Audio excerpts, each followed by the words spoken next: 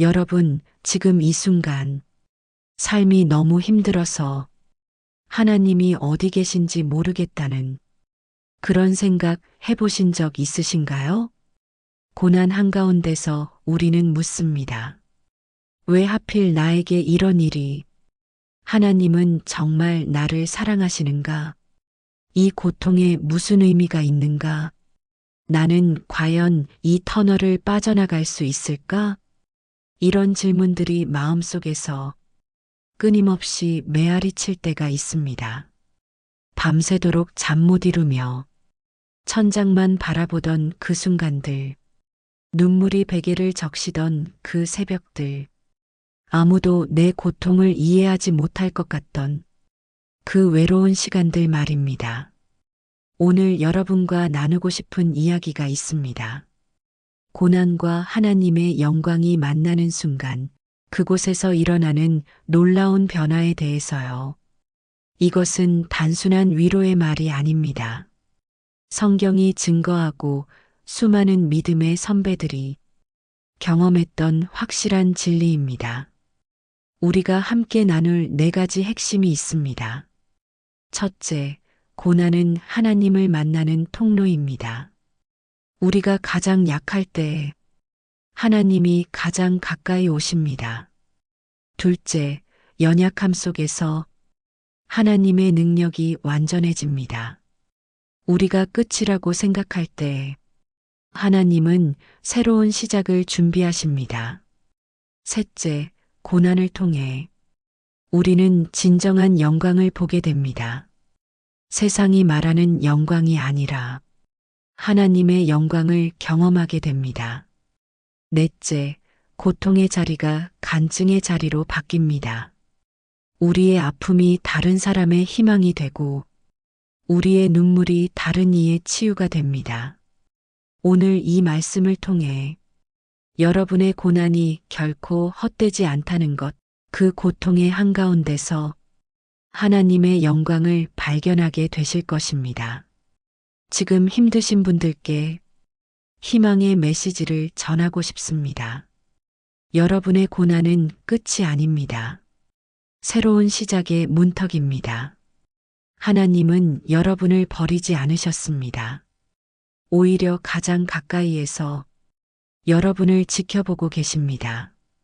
첫 번째로, 고난은 하나님을 만나는 통로입니다. 우리는 평안할 때보다 고통스러울 때 더 간절히 하나님을 찾습니다. 이것은 연약함이 아니라 하나님이 우리에게 주신 본능입니다. 영혼의 갈급함이라고 할 수 있습니다. 순풍에 돛달고 항해할 때는 선장의 존재를 잊기 쉽습니다. 하지만 폭풍우가 몰아치면 누구나 선장을 찾게 됩니다. 우리의 삶도 마찬가지입니다. 시편 기자는 이렇게 고백합니다. 시편 34편 18절. 여호와는 마음이 상한 자를 가까이 하시고 충심으로 통회하는 자를 구원하시는도다. 이 말씀을 보십시오. 하나님은 마음이 상한 자를 가까이 하십니다. 모든 것이 완벽한 사람이 아니라 마음이 상한 사람에게 가까이 오십니다. 강한 사람이 아니라 충심으로 통회하는 사람을 구원하십니다. 이것은 놀라운 진리입니다. 하나님은 우리가 강할 때가 아니라 약할 때 더 가까이 오십니다. 우리가 모든 것을 가졌을 때가 아니라 모든 것을 잃었을 때 더 분명히 보입니다. 욥의 이야기를 기억하시나요? 그는 하루아침에 모든 것을 잃었습니다. 재산, 자녀, 건강까지 모두 사라졌습니다. 친구들마저 그를 정죄했습니다. 아내조차 그에게 말했습니다. 하나님을 욕하고 죽으라고. 상상할 수 있겠습니까? 아침에 눈을 떴을 때 모든 것이 사라진 그 충격을, 자녀들의 웃음소리가 들리지 않는 집, 일꾼들의 분주함이 사라진 들판, 자신의 몸을 긁으며 제 더미에 앉아야 했던 그 절망을 욥의 친구들은 와서 위로했지만 오히려 그를 더 아프게 했습니다. 내가 죄를 지었기 때문이라고, 내가 잘못했기 때문이라고, 하나님께 벌을 받는 것이라고. 하지만 욥은 그 고난 끝에서 이전에는 경험하지 못했던 하나님을 만났습니다. 욥기 42장 5절. 내가 주께 대하여 귀로 듣기만 하였사오나 이제는 눈으로 주를 배움나이다. 이 고백을 깊이 묵상해 보십시오. 고난 이전의 욥은 하나님에 대해 들었던 사람입니다. 하나님의 존재를 알고 있었고 하나님을 경외하며 살았던 사람입니다. 성경은 그를 온전하고 정직한 사람이라고 증거합니다. 하지만 고난 이후의 욥은 달랐습니다. 그는 하나님을 직접 본 사람이 되었습니다. 귀로 듣는 것과 눈으로 보는 것의 차이, 지식과 경험의 차이, 이론과 체험의 차이를 경험했습니다. 이것이 고난이 주는 첫 번째 선물입니다. 고난은 우리를 하나님께로 데려갑니다. 우리의 자존심을 낮추고 우리의 교만을 깨뜨립니다. 우리가 의지하던 모든 것들이 얼마나 허무한 것인지 깨닫게 합니다. 그래서 우리는 더 이상 우리 힘으로 살 수 없다는 것을 깨닫고 하나님 앞에 무릎 꿇게 됩니다. 이것은 굴복이 아니라 회복입니다.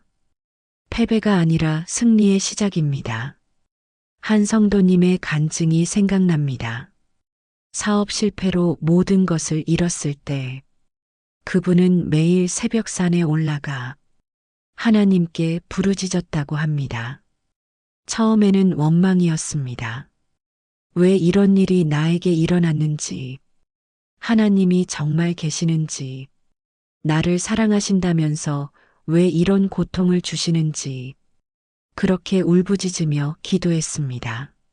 하지만 시간이 지나면서 그분의 기도가 바뀌었다고 합니다. 원망이 감사로, 절망이 희망으로, 의심이 확신으로 바뀌었습니다.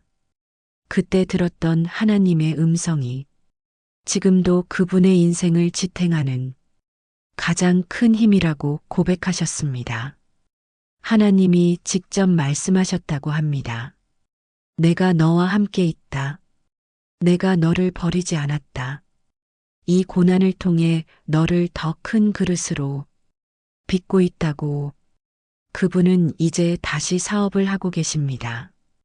예전만큼 크지는 않지만 더 의미 있는 일을 하고 계십니다. 그리고 무엇보다 중요한 것은 하나님과의 관계가 완전히 달라졌다는 것입니다. 예전에는 하나님을 아는 것 같았는데 이제는 정말로 하나님을 안다고 합니다. 예전에는 하나님께 기도했는데 이제는 하나님과 대화한다고 합니다. 여러분, 지금 고난 중에 계신가요?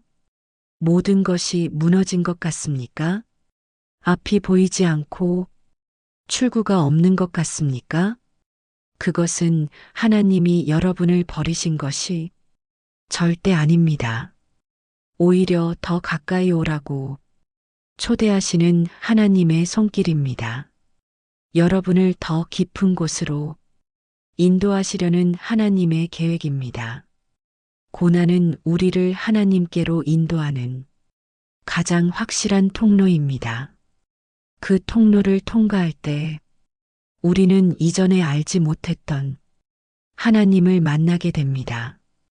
인생에서 가장 힘든 순간이 하나님을 가장 깊이 경험하는 순간이 됩니다. 가장 어두운 밤에 별이 가장 밝게 빛나는 것처럼 가장 깊은 고통 속에서 하나님의 임재가 가장 선명하게 느껴집니다. 두 번째로 연약함 속에서 하나님의 능력이 완전해집니다. 우리는 강해지려고 애씁니다. 약한 모습을 보이지 않으려고 합니다. 넘어져도 아프지 않은 척합니다. 울어도 눈물을 감춥니다. 힘들어도 괜찮다고 말합니다. 이것이 우리가 배워온 삶의 방식입니다.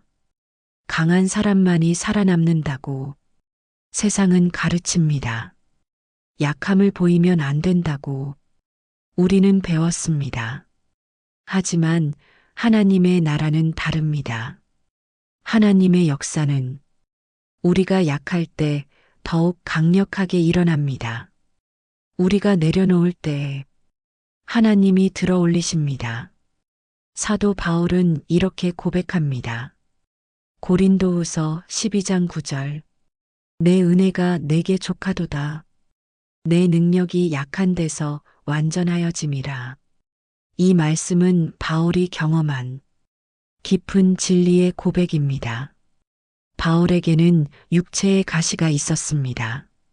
그것이 정확히 무엇인지는 알 수 없지만 그를 괴롭히는 심각한 고통이었음은 분명합니다. 어떤 학자들은 안질이었다고 하고 어떤 이들은 간질이었다고 합니다. 또 어떤 이들은 말라리아였다고 합니다. 정확한 것은 알 수 없지만 그것이 바울을 괴롭혔다는 것은 확실합니다. 그는 3번이나 하나님께 기도했습니다. 이 가시를 제거해 달라고 간구했습니다. 한 번이 아니라 3번이나. 얼마나 간절했으면 3번씩이나 기도했겠습니까? 하지만 하나님의 대답은 의외였습니다. 제거하는 것이 아니라 그 약함 속에서 하나님의 능력을 더욱 경험하게 하시겠다는 것이었습니다. 처음에 바울은 이해하지 못했을 것입니다. 왜 이 고통을 제거해 주지 않으시는가? 더 효과적으로 사역하려면 건강해야 하지 않는가?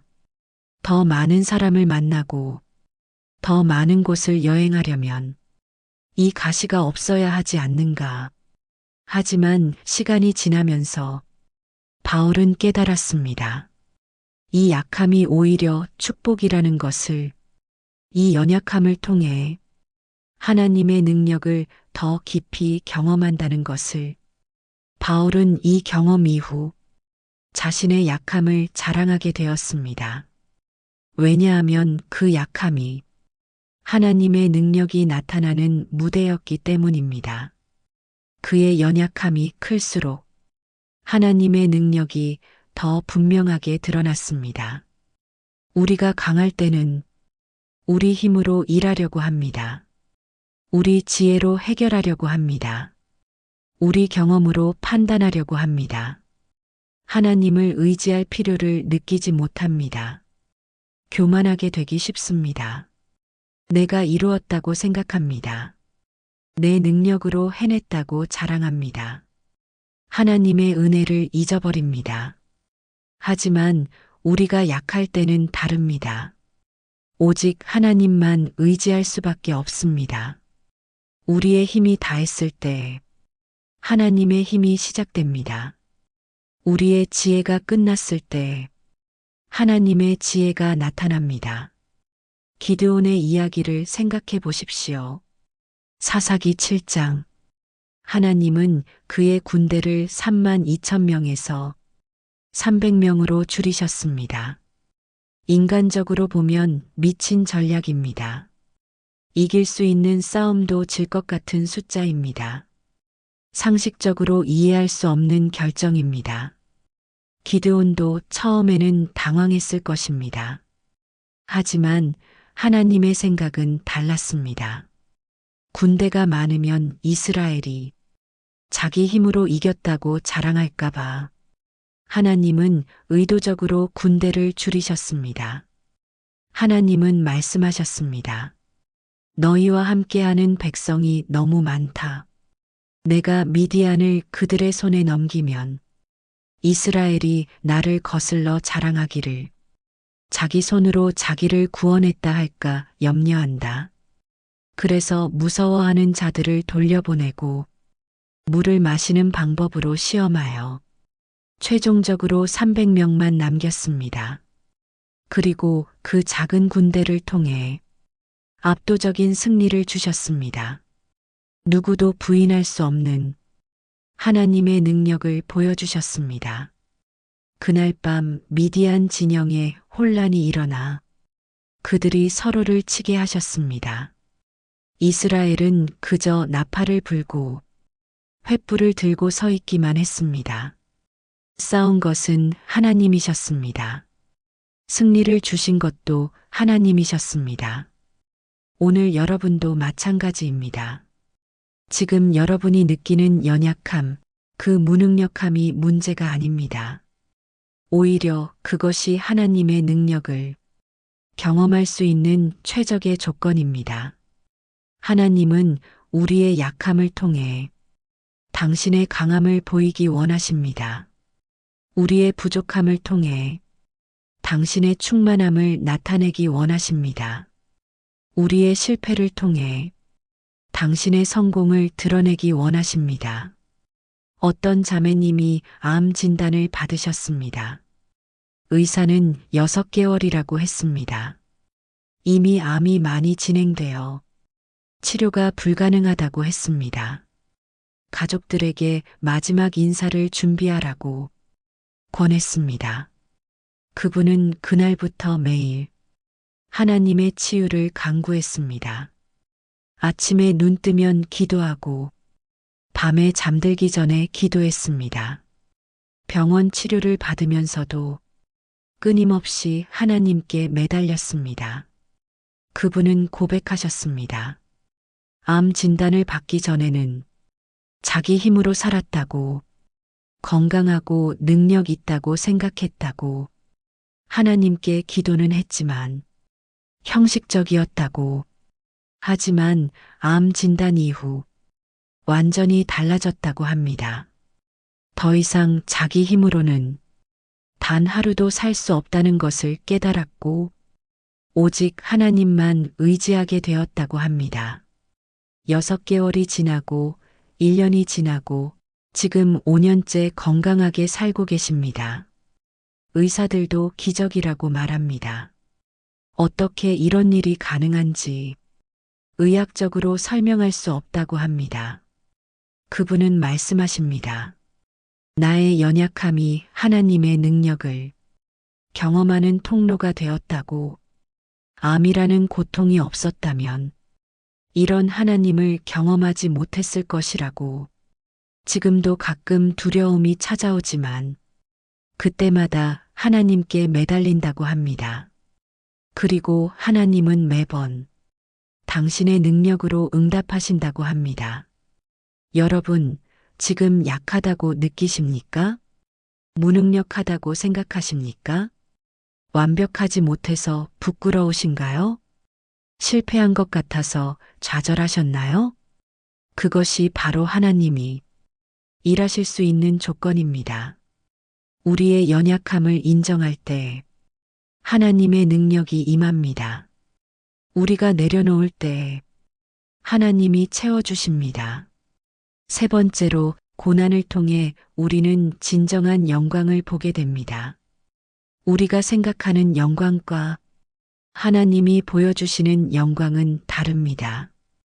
우리는 성공, 부, 명예를 영광이라 생각합니다. 많은 사람의 인정과 박수를 영광이라고 여깁니다. 높은 지위, 큰 집, 좋은 차, 이런 것들이 영광의 상징이라고 세상은 가르칩니다. 그래서 우리는 이것들을 얻기 위해 평생을 달려갑니다. 하지만 하나님의 영광은 다른 곳에서 나타납니다. 세상이 가치 없다고 여기는 곳에서 하나님의 영광이 빛납니다. 사람들이 외면하는 그곳에서 하나님의 임재가 나타납니다. 예수님의 생애를 보십시오. 가장 영광스러운 순간이 언제였을까요? 많은 사람들이 따를 때였을까요? 오병이어의 기적을 행하실 때였을까요? 나사로를 살리실 때였을까요? 아닙니다. 요한복음은 놀라운 진리를 말합니다. 요한복음 12장 23-24절. 인자가 영광을 얻을 때가 왔도다. 내가 진실로 진실로 너희에게 이르노니 한 알의 밀이 땅에 떨어져 죽지 아니하면 한 알 그대로 있고 죽으면 많은 열매를 맺느니라. 예수님의 영광은 십자가에서 나타났습니다. 죽음과 고통의 순간이 가장 영광스러운 순간이었습니다. 사람들이 조롱하고 침뱉던 그 순간이 하늘의 영광이 드러나는 때였습니다. 인간적으로는 이해할 수 없는 역설입니다. 십자가는 당시 가장 수치스러운 형벌이었습니다. 범죄자들에게나 사용하는 잔인한 방법이었습니다. 로마 시민은 십자가형을 받지 않았습니다. 그만큼 수치스러운 것이었습니다. 하지만 이것이 하나님 나라의 원리입니다. 죽음을 통한 생명, 고난을 통한 영광, 십자가를 통한 부활입니다. 예수님은 십자가에서 외치셨습니다. 다 이루었다고. 그 순간 성전의 휘장이 찢어졌습니다. 땅이 진동하고 바위가 터졌습니다. 무덤들이 열리고 자던 성도들이 일어났습니다. 세상은 예수님이 패배했다고 생각했습니다. 제자들도 절망했습니다. 모든 것이 끝났다고 여겼습니다. 하지만 그것은 시작이었습니다. 죽음이 생명으로 바뀌는 순간이었습니다. 저주가 축복이 되는 순간이었습니다. 수치가 영광으로 변하는 순간이었습니다. 베드로도 이렇게 가르칩니다. 베드로전서 4장 13절. 오히려 너희가 그리스도의 고난에 참여하는 것으로 즐거워하라. 이는 그의 영광을 나타내실 때에 너희로 즐거워하고 기뻐하게 하려 함이라. 고난은 그리스도의 고난에 참여하는 것입니다. 그리고 그 고난을 통해 우리는 그리스도의 영광도 함께 경험합니다. 고난이 없으면 영광도 없습니다. 십자가가 없으면 부활도 없습니다. 스데반 집사를 기억하시나요? 그는 초대교회의 7 집사 중 한 명이었습니다. 은혜와 권능이 충만한 사람이었습니다. 백성 가운데서 큰 기사와 표적을 행했습니다. 하지만 그는 돌에 맞아 죽었습니다. 사람들이 그를 끌고 나가 돌로 쳤습니다. 그의 몸은 상처투성이가 되었고 피가 흘러내렸습니다. 세상의 눈으로 보면 비참한 죽음입니다. 젊은 나이에 억울하게 죽은 것입니다. 하나님을 섬기다가 이런 대우를 받은 것입니다. 하지만 그 순간 스데반은 놀라운 것을 보았습니다. 사도행전 7장 55-56절. 성령 충만하여 하늘을 우러러 주목하여 하나님의 영광과 및 예수께서 하나님 우편에 서신 것을 보고 말하되 보라 하늘이 열리고 인자가 하나님 우편에 서신 것을 보노라. 죽음의 순간이 가장 영광스러운 순간이 되었습니다. 고난의 한가운데서 하늘의 영광을 보았습니다. 다른 사람들은 볼 수 없는 것을 스데반은 보았습니다. 예수님이 하나님 우편에 서 계신 것을 보았습니다. 보통은 앉아 계신다고 표현하는데 이때는 서 계셨습니다. 스데반을 환영하시고 맞이하시기 위해 일어나신 것입니다. 이것은 우리에게도 동일하게 적용됩니다. 우리가 고난 중에 있을 때 세상 사람들은 우리를 불쌍히 여깁니다. 실패한 사람으로 봅니다. 패배자로 여깁니다. 하지만 하나님의 눈으로 보면 그 순간이 가장 영광스러운 때입니다. 왜냐하면 그때 우리는 그리스도의 고난에 참여하고 있고 그분의 영광도 함께 경험하기 때문입니다. 한 선교사님의 이야기입니다. 아프리카에서 20년 넘게 사역하시다가 심각한 말라리아에 걸리셨습니다. 여러 번 반복되면서 몸이 많이 약해지셨고 결국 귀국해서 치료받아야 하는 상황이었습니다. 많은 사람들이 안타까워했습니다. 그렇게 헌신하셨는데 왜 이런 일을 당하셔야 하는가? 하나님의 일을 하시는데 왜 보호해 주지 않으시는가? 선교사님의 가족들도 힘들어했습니다. 특히 자녀들은 이해하기 어려워했습니다. 아버지가 하나님을 섬기는데 왜 이런 고통을 받아야 하는지 차라리 평범하게 사는 것이 낫지 않았을까 생각했습니다. 하지만 그 선교사님은 달랐습니다.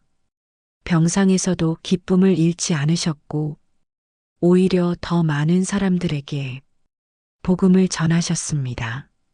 병원에 입원해 계시면서 같은 병실 환자들에게, 간호사들에게, 의사들에게 예수님을 전하셨습니다. 그분은 말씀하셨습니다. 이 고난을 통해 전에는 볼 수 없었던 하나님의 영광을 보고 있다고. 건강할 때는 일에만 집중했는데 이제는 하나님의 임재를 더 깊이 경험한다고.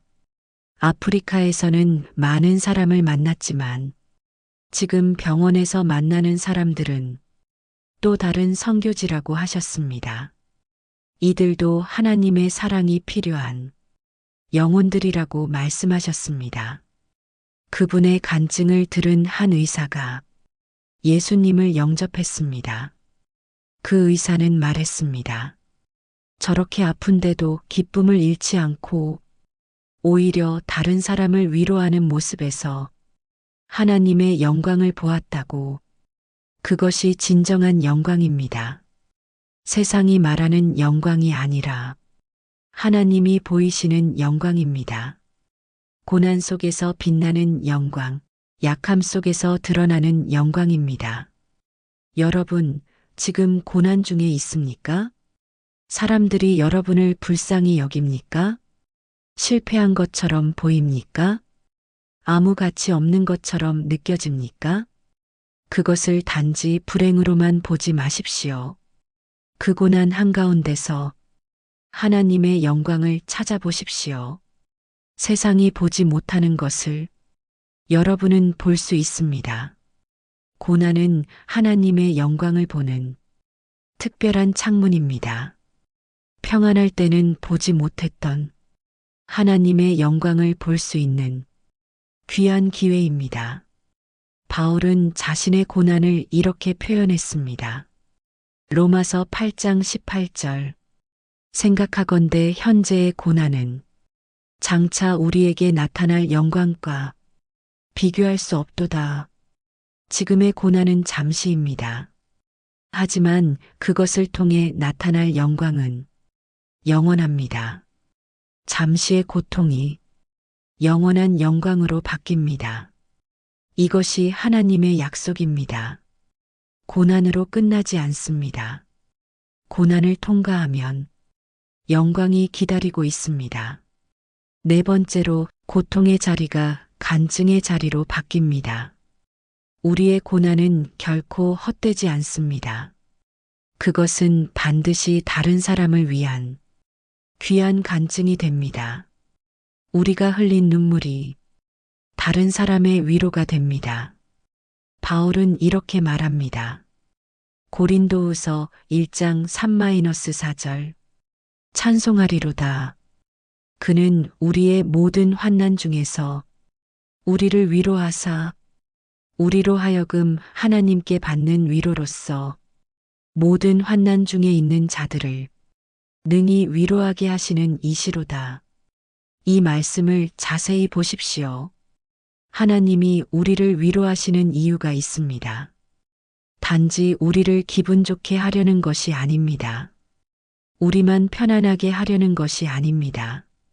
하나님의 목적은 더 큽니다.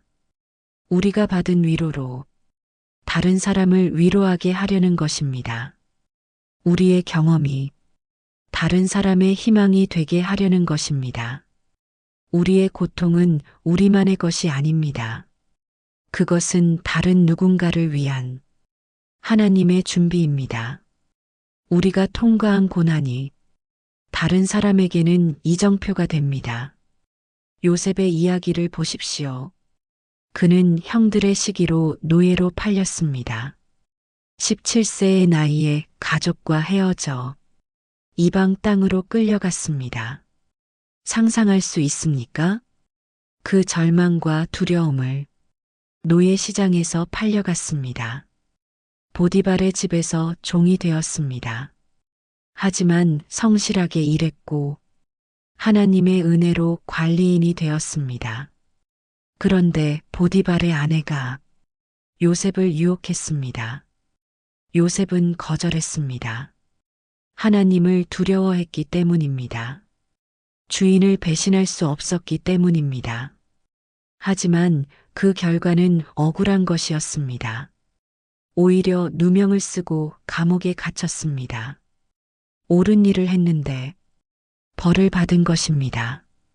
감옥에서 또 수년을 보냈습니다. 그곳에서 만난 수많은 관원을 도와주었지만 그도 요셉을 잊어버렸습니다. 2년이나 더 기다려야 했습니다. 17세부터 30세까지 13년이라는 긴 세월을 고통 속에서 보냈습니다. 청춘을 노예와 죄수로 살았습니다. 하지만 그 고난은 헛되지 않았습니다. 그것은 애굽의 총리가 되는 과정이었고 가족과 민족을 구원하는 준비였습니다. 하나님은 요셉의 고난을 통해 더 큰 계획을 이루고 계셨습니다. 요셉은 형들에게 이렇게 말합니다. 창세기 50장 20절. 당신들은 나를 해하려 하였으나 하나님은 그것을 선으로 바꾸사 오늘과 같이 많은 백성의 생명을 구원하게 하시려 하셨나니 요셉의 고난은 개인적인 불행으로 끝나지 않았습니다.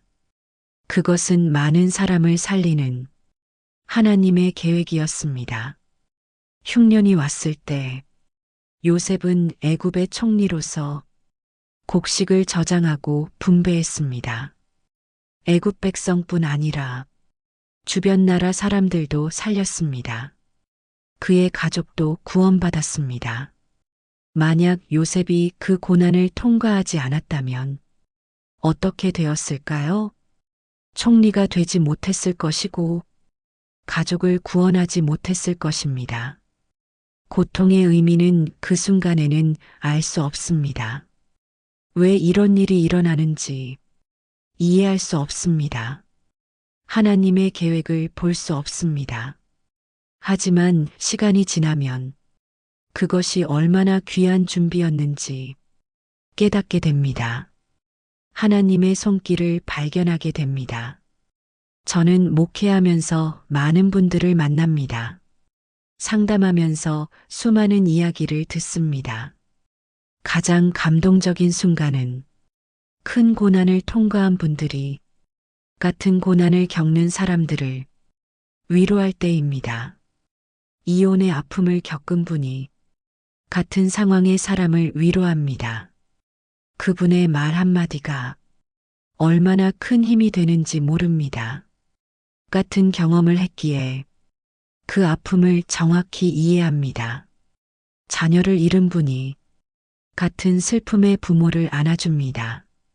말로 표현할 수 없는 위로가 그 포옹에서 전해집니다. 눈물과 눈물이 만나 치유가 일어납니다. 질병을 이겨낸 분이 투병 중인 환자에게 희망을 줍니다. 의사의 말보다 더 큰 힘이 됩니다. 왜냐하면 그 길을 먼저 걸어본 사람의 증언이기 때문입니다. 사업 실패를 경험한 분이 같은 어려움의 사람을 격려합니다. 다시 일어날 수 있다는 확신을 심어줍니다. 자신이 그 증거이기 때문입니다. 그들의 위로는 깊이가 다릅니다. 왜냐하면 그들은 그 고통을 직접 경험했기 때문입니다. 이론이 아니라 체험으로 위로할 수 있기 때문입니다. 책에서 읽은 지식이 아니라 삶에서 배운 지혜로 나눌 수 있기 때문입니다. 한 자매님이 유산을 경험하셨습니다. 기다리고 기다리던 아기를 잃어버렸습니다. 너무 큰 슬픔의 몇 년을 울면서 보내셨습니다. 아무도 그 아픔을 이해하지 못하는 것 같았습니다. 잘 위로한다는 사람들도 오히려 상처를 주었습니다. 다시 나으면 된다는 말, 하나님의 뜻이라는 말들이 위로가 되지 않았습니다. 그분은 혼자 울었습니다. 하나님께 물었습니다. 왜 이런 일을 허락하셨는지, 무슨 의미가 있는지, 시간이 지나면서 조금씩 마음이 회복되었습니다. 하나님의 위로를 경험했습니다. 그리고 결심했습니다. 나와 같은 아픔을 겪는 사람들을 돕겠다고. 그분은 유산을 경험한 산모들을 위한 모임을 시작하셨습니다. 처음에는 몇 명이 모였습니다. 같은 아픔을 나누며 울었습니다. 함께 기도했습니다. 지금 그 모임은 크게 성장했습니다. 수많은 여성들이 그곳에서 위로를 받고 치유받고 있습니다. 그분의 간증을 듣고 다시 희망을 얻습니다. 그분은 말씀하십니다. 나의 아픔이 헛되지 않았다고. 그 고통을 통해 더 많은 사람을 도울 수 있게 되었다고. 만약 그 경험이 없었다면 이런 사역을 할 수 없었을 것이라고. 이것이 하나님의 방법입니다. 우리의 고통을 낭비하지 않으십니다. 우리의 눈물을 헛되게 하지 않으십니다. 모든 것을 합력하여 선을 이루십니다. 여러분의 고난도 마찬가지입니다. 지금은 너무 힘들고 의미를 찾을 수 없을지 모릅니다. 왜 이런 일이 일어났는지 이해할 수 없을지 모릅니다. 하지만 하나님은 그 고난을 통해 다른 사람을 위한 준비를 시키고 계십니다. 여러분이 받은 위로로 다른 사람을 위로하게 하실 것입니다. 여러분이 통과한 그 어두운 터널이 누군가에게는 희망의 빛이 될 것입니다. 여러분이 흘린 눈물이 누군가의 상처를 치유할 것입니다. 여러분의 간증이 누군가의 인생을 바꿀 것입니다. 이것이 고난의 마지막 목적입니다. 우리를 통해 다른 사람을 위로하시고 우리의 간증을 통해 하나님의 영광을 드러내시는 것입니다. 고통의 자리는 반드시 간증의 자리가 됩니다. 하나님은 우리의 고난을 절대 낭비하지 않으십니다. 모든 것에는 목적이 있고 의미가 있습니다. 지금은 보이지 않아도 나중에 깨닫게 될 것입니다. 지금은 이해할 수 없어도 시간이 지나면 알게 될 것입니다. 하나님의 선하신 계획을 발견하게 될 것입니다. 그리고 여러분은 고백하게 될 것입니다. 요셉처럼 말하게 될 것입니다. 사람들은 나를 해하려 했으나 하나님은 그것을 선으로 바꾸셨다고. 여러분의 고난이 누군가의 축복이 될 것입니다. 여러분의 상처가 누군가의 치유가 될 것입니다. 여러분의 어둠이 누군가의 빛이 될 것입니다. 오늘 우리가 나눈 4가지 기억하시죠? 고난은 하나님을 만나는 통로였습니다. 우리가 가장 약할 때 하나님이 가장 가까이 오십니다. 연약함 속에서 하나님의 능력이 완전해집니다. 아니다. 우리가 끝이라고 생각할 때 하나님은 새로운 시작을 주십니다. 고난을 통해 진정한 영광을 보게 됩니다. 세상의 영광이 아니라 하나님의 영광을 경험합니다. 고통의 자리가 간증의 자리로 바뀝니다. 우리의 아픔이 다른 사람의 희망이 됩니다. 이 말씀이 오늘 여러분께 힘이 되셨다면 좋아요 눌러주세요. 여러분의 고난과 극복의 이야기를 댓글로 나눠주시면 많은 분들께 큰 위로가 될 것입니다. 구독하시면 앞으로도 더 많은 은혜의 말씀을 받아보실 수 있습니다. 여러분의 신앙 여정에 동행하고 싶습니다. 여러분, 지금 이 순간 어떤 고난 속에 계신가요? 그 고통이 너무 커서 숨을 쉴 수 없을 것 같으신가요? 앞이 캄캄해서 한 걸음도 나아갈 수 없는 것 같으신가요? 포기하지 마십시오. 절대 포기하지 마십시오. 여러분은 지금 고난과 영광이 만나는 그 특별한 순간을 지나고 있습니다. 이 고통은 영원하지 않습니다. 반드시 끝이 있습니다. 터널에는 출구가 있습니다. 밤이 아무리 길어도 새벽은 반드시 옵니다. 하나님은 여러분과 함께 계십니다. 단 한순간도 여러분을 떠나지 않으셨습니다. 여러분의 눈물을 보고 계십니다. 여러분의 기도를 들으십니다. 여러분의 마음을 아십니다. 그리고 반드시 응답하실 것입니다. 때가 되면 역사하실 것입니다. 여러분이 상상하지 못한 방법으로 놀라운 일을 행하실 것입니다. 이 고난을 통과하고 나면 여러분은 전과 다른 사람이 될 것입니다. 더 강해질 것입니다. 더 깊어질 것입니다. 더 지혜로워질 것입니다. 그리고 더 많은 사람을 위로할 수 있는 귀한 사람이 될 것입니다. 여러분의 경험이 다른 사람에게 빛이 될 것입니다. 오늘 하루도 힘내시기 바랍니다. 한 걸음씩 나아가십시오. 하루하루를 견디십시오. 작은 것에도 감사하십시오. 여러분은 혼자가 아닙니다. 하나님이 함께 하시고 우리가 함께 기도하고 있습니다. 전 세계의 수많은 믿음의 형제자매들이 여러분을 위해 기도하고 있습니다. 여러분의 승리를 믿습니다. 여러분의 회복을 확신합니다. 여러분을 통해 나타날 하나님의 영광을 기대합니다. 힘내십시오. 용기를 내십시오. 희망을 붙드십시오. 하나님을 신뢰하십시오. 다음에 또 좋은 말씀으로 찾아뵙겠습니다. 그때까지 강건하시고 하나님의 은혜가 여러분과 늘 함께하기를 바랍니다. 여러분을 진심으로 사랑합니다.